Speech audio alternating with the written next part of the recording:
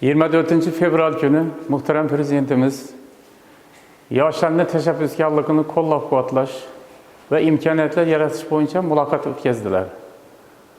Muloqotda muhterem Prezidentimiz mana payshanba kunini yoshlar kuni deb e'lon qildilar. Haqiqatan yurtimizda keyingi yillarda hisob-kitob qilsak, mana Jahon fan olimpiadalarında O'zbekiston yoshlari 66 ta oltin, 147 ta kumush medali ve 221 ta bronza medallarını aldılar. Yurtimizda yoshlar o'rtasida fanga chanqoqlik kundan kun oshib bormoqda. Albatta muhtaram Prezidentimizni yaratib berayotgan imkoniyatlardan dalolat beradi. Mana prezident maktablari ochildi. Mana shu prezident maktablarida kuchli farzandlarimiz mana ilmga chanqoqligini ko'rsatyaptilar. Butun dunyoga tanilyaptilar. Muhtaram Prezidentimiz mana shu muloqotda ko'p imkoniyatlarni yaratib berdilar. Startup loyihalari bo'yicha yoshlarga 300 ming dollargacha loyihalari bo'yicha kredit imtiyozi ajratilgan bo'ldi.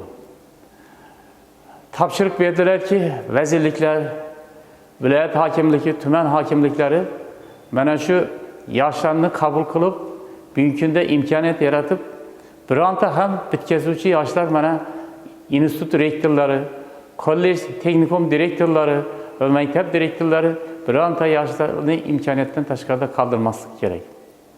Biz deputatlar ham bugungi kunda joylarga chiqib, mana shu har bir hududimizda har bir deputat yoshlar bilan uchrashuv o'tkazyapmiz. Bugun kitobxonlikni rivojlantirish bo'yicha mana shu maktab bibliotekalari bo'lsin, tuman markazidagi bibliotekalar bo'lsin, shu yerda kitoblar bilan o'qishni mana qiziqib farzandlarimiz, mana yoshlarimiz shunga imkoniyat yaratib qo'yapmiz. Maktablarga borib, texnikumlarga borib muloqot o'tkazyapmiz.